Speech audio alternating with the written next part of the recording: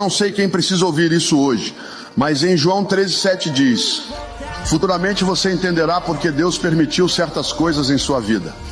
Saiba que o Senhor está no controle de tudo. Nada acontece sem a permissão dele, e todos os seus planos são perfeitos. Mesmo nas tempestades mais difíceis, Deus está operando algo grandioso em sua vida.